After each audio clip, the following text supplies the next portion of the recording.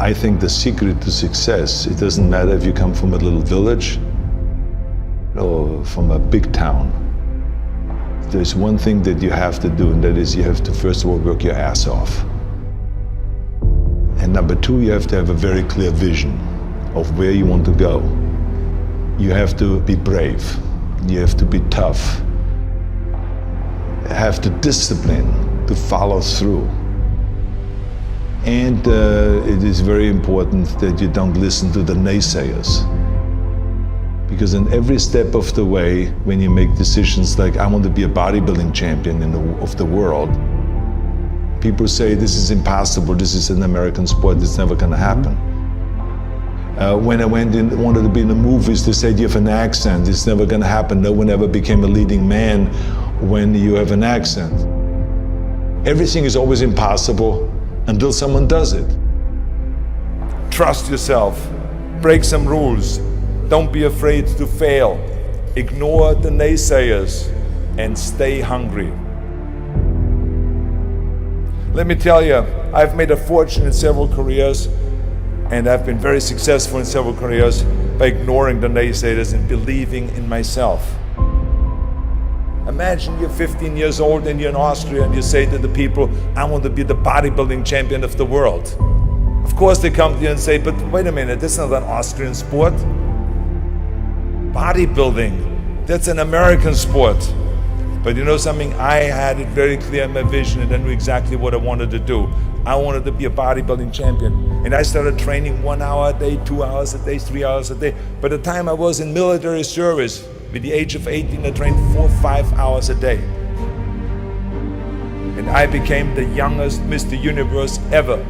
The youngest world championship at the age of 20. So much for it can't be done. And right after that, because like I said, you have to be hungry, I went after my next goal, which was to come to America. I came over here with empty pockets, but full of dreams, full of desire.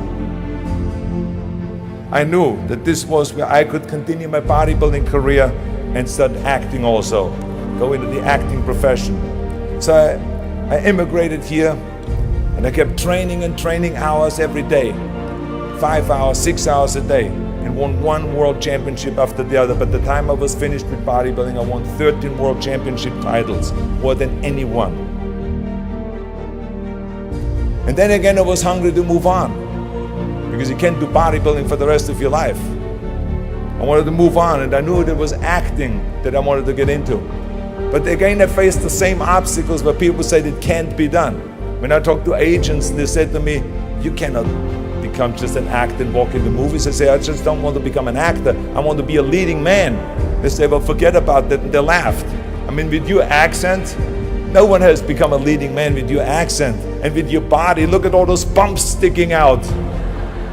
This overdeveloped body they were in 20 years ago when they did Hercules movies, but now it's Dustin Hoffman, it's Al Pacino, it's Woody Allen. Those are the new sex symbols, don't you understand it? Look at you.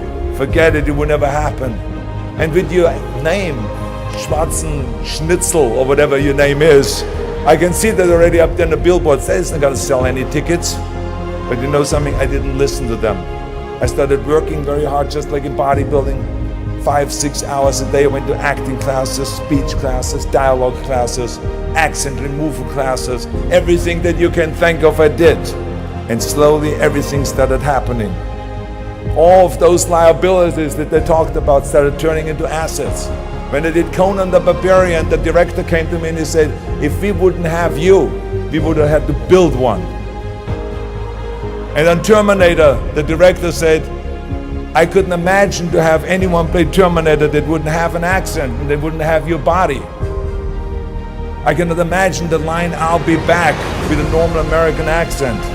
It works so perfectly that you have this German accent. So all of those things that they say the liabilities became an asset.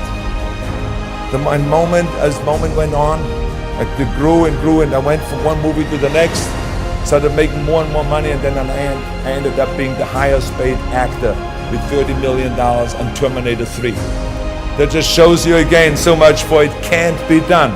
This is why I try to tell you, anything and everything can be done if you can visualize it and if you believe in yourself.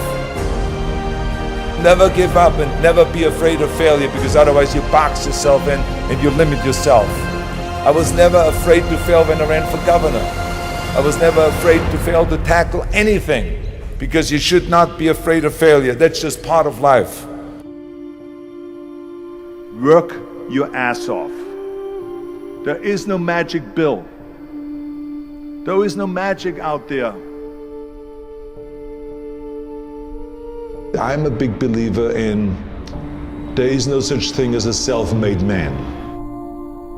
Because so many times people say that you're a self-made man, you're the perfect example of the American dream and this and that. And these are all great compliments, but the reality is, as I always say, that you can call me anything you want. You can call me Arnie, Schwarzi, Governator, Schnitzel, whatever you want to call, but don't ever call me self-made man.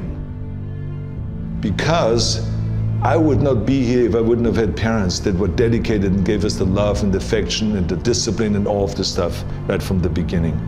I wouldn't be here if I wouldn't have had the help from so many bodybuilders in Graz that helped me.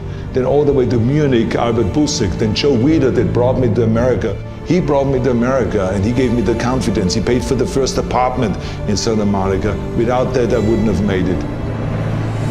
So how can I say that I'm a self-made man? Including when I was governor, I had 5 million people voting for me. Every one of those people that voted for me helped me to become governor. How can I say that I made myself, right? So this would be nonsense, ludicrous.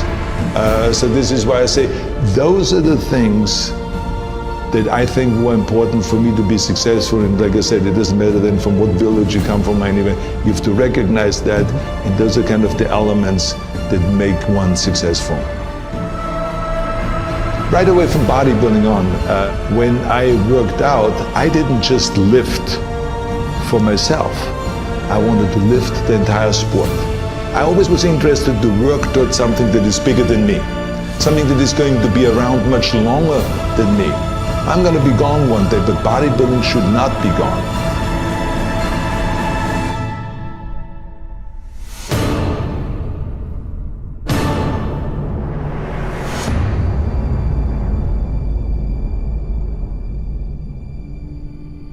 No matter how successful you get, no matter how old you get, you always have to be hungry for more. You always have to be hungry for learning new things, because you never learn enough. I, for instance, learned, when I grew up, I always thought that greatness was directly tied to fame and fortune.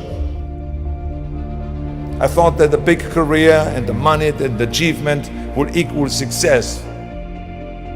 But I was dead wrong. But I learned that later on. I learned that totally by coincidence. When the University of Wisconsin did a research program on what effect weight training would have for Special Olympians, for intellectually challenged people, they called me. They said, Arnold, you're the expert in this subject. We want you to come up to the university and to help us with our program, to help us with our Special Olympians. And I flew up to the University of Wisconsin and I helped. And there were these kids. The first exercise we decided to do was bench press, and they were all standing in line. The first kid laid down on a bench. I put a 40-pound barbell over his chest and he did a simple exercise of bench press. He did 10 reps. Then he got up, and then the next one laid down. I put the barbell over his chest, and then that kid started breathing really heavy, and all of a sudden he started screaming really loud. And he jumped up, I put the bar back, and he started shaking. I realized that he was scared of the weight. So I calmed him down. I said, that's okay. Just watch your friends do the bench press, and maybe you want to try it again. And the friends came through and they did all their bench press, and everyone did great performance. And then all of a sudden he stood in line on the end and tried again. He laid down. This time I gave him the empty bar, just the 20 pounds. And he did 10 reps. And then I said, you want to have more plates on it? More weight? He said, yes. So I put 2 more plates on it. Now it was back to the 40 pounds that he had earlier. And he did 10 more reps. Then he said more. Then I put 2 more plates on it. Now it was 60 pounds. He did another 10 reps. And he said, more. He did then 80 pounds. Then I lifted the weight off and he jumped up, high-fived everyone, and he was so excited. And it was a real eye-opener for me, because when I saw that kid going from terror to self-confidence in a short period of time.